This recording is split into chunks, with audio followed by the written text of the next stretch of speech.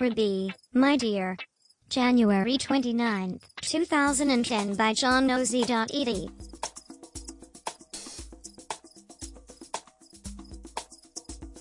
Thank goodness it's Friday. Been a while since I've written that. I've worked 4 days this week, and with 3 days last week I have a total of 24 hours under my belt. Already it's more than an unemployment benefit. Oddly enough, I'm not as tired as I've been the past couple of days. Pretty much awake. Last night was quiet mostly.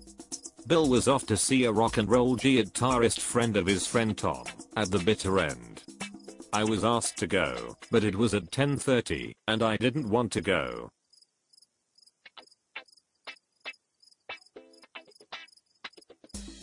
If I couldn't get it together to see Karen Cool last week with Alice Janice, I'm going to get it together to see somebody I don't know? At the bitter end? Oh, I think not. I was more than content to stay home. Bill came home, then went out again, which is more than I would do. Generally, once I'm home, I'm home. I just watched TV and actually went to bed before midnight. It was something definitely out of the ordinary. Haven't been to bed before midnight in months, at least not when I've been out of work. It was all good, since I had to be at Greg Stevens' office at 10 o'clock this morning. I was out of bed before 8 o'clock this morning, got it together, and was out headed to the bus stop at 9 o'clock. It was 16 degrees out, and I put on some thermal underwear under my blue jeans, thick socks, a long-sleeved cotton shirt and a sweater on top of that. And a wool hat, my pea coat, gloves, and work boots. Once again, affecting the longshoreman look. Comfortable on the bus, reading the last issue of 2009 of the New Yorker, and started on the January 4th, 2010 issue. Nice to be in the same month and the same year. I'm catching up. Sat in the back of the bus, where there's more room and more warmth. On the bus my cell phone rings. It's my old star pal Jess. He hasn't heard from me in a while, and was just checking in. At least that's what I thought he was saying. With his patois and the noise of the bus I couldn't really hear him, so I told him I would call him back in 10 minutes, when I was off the bus.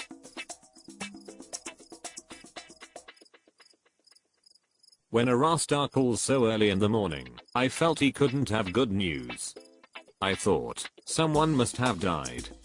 I hung out with a group of Rastas in the day with my friend Miriam and thought I was going to have to call her with bad news.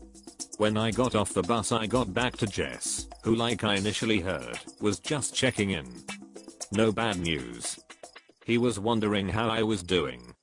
I said I was fine, and would try to see him after I get through with my project today.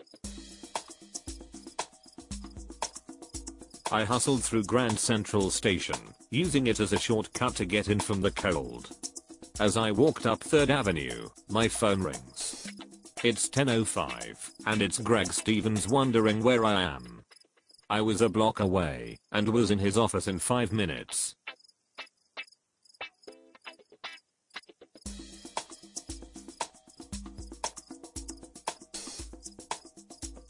Alex, an IT guy, was there helping Greg with his computer. Or rather was setting Greg's computer up, with Greg just standing there. Greg doesn't know computers at all. In fact, the other day I had to explain over the phone what a laptop was. I set about unpacking the moving boxes and Greg made himself scarce.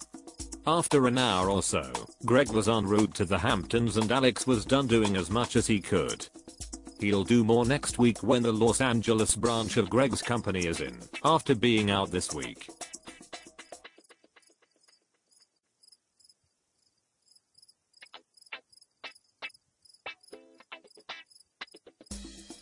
I had a break, and wandered over to Cohen's Fashion Optical where I got my glasses a year or so ago.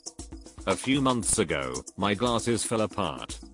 One of the screws became loose and fell out, rendering them useless. I did my best, took a screw from an older pair of glasses and somehow, without wearing glasses, was able to get a screw back in. But it wasn't the right size screw and left my glasses a bit lopsided. So I went back to the store and explained what had happened, and lo and behold, a few minutes later they fixed the glasses and they were as tight as they were 2 years ago. This was part 1. If you would like to hear part 2, you should tell John OZ.